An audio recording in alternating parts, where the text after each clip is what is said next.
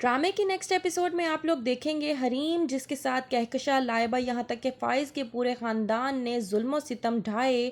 उसी ख़ानदान की लड़की लाइबा जब उसे बीच किनारे सड़क पर मिली तो वो उससे अपने साथ अपने घर ले आई।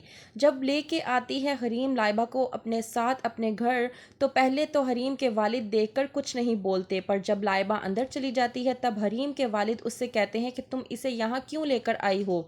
हरीम कहती है कि मुदस्सर सर मुझे घर वापस छोड़ने आ रहे थे कि बीच रास्ते मैंने इसे गुंडों के बीच में देखा और ये वहाँ पे तन्हा थी, तो मुझसे बर्दाश्त नहीं हुआ, इसलिए मैं इसे अपने साथ ले आई।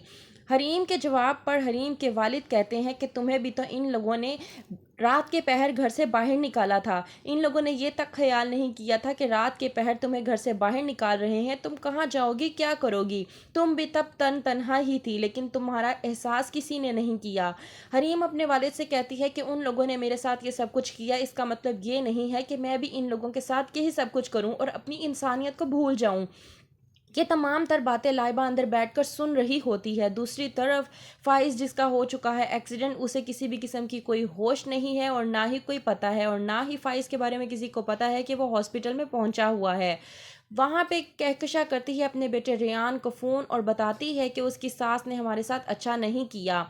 तो रेयान कहता है कि आप लोगों के साथ जो कुछ भी किया जाए उतना ही आप लोगों को कम लगता है। आप लोगों को उन लोगों ने रहने की जगह दी और आप लोगों ने उनके साथ क्या किया, इल्ज़ामात तराशी की। वहीं पे हमना आती है और मोबाइल फ़ोन पकड़ कर कहकशा से बात करती है और कहती है कि आप लोगों के साथ जितना भी किया जाए आप लोगों को उतना ही कम लगता है, बल्कि मैं तो कहती हूँ कि आप लोगों के साथ हमदर्दी करनी ही नहीं चाहिए। एक तो मैंने अपनी माँ की मिन्नत समाजत करके आप लोगों को वहाँ पर रहने की जगह दी, मेरी माँ ने आपको तमाम तर हॉस्पिटैलिटी दी, लेकिन आप लोगों ने मेरी माँ के साथ क्या किया, मेरी माँ पे इल्ज़ामात तराशी की।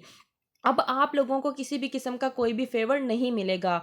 नहीं सुनता रेयान कहकशा की बात। दूसरी तरफ जो लाइबा हरीम के पास पहुंच चुकी है, इस बात का नहीं है इल्म कहकशा को, जिसकी वजह से वो होती है पूरी तरह से परेशान। कहकशा करती है हरीम को फ़ोन और पूछती है कि मेरा बेटा तुम कहाँ पर हो।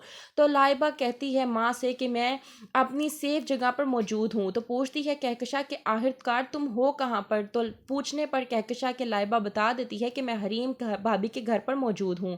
कहकशा कोई भी जवाब नहीं दे पाती और बिल्कुल खामोश हो जाती है, ये सोचकर कि जिस पर हम लोगों ने जुल्म सितम ढाए आखिरकार वही हमारी मदद कर रही है। करती है लाइबा हरीम से बात और कहती है कि हमने आप पर बहुत ज़्यादा जुल्म बरसाए हैं, लेकिन उसके बावजूद आप हमारे साथ इस तरह का रवैया इख्तियार कर रही हैं, लेकिन आप जानती हैं कि फ़ाइज़ भाई आपसे टूट कर प्यार करते हैं।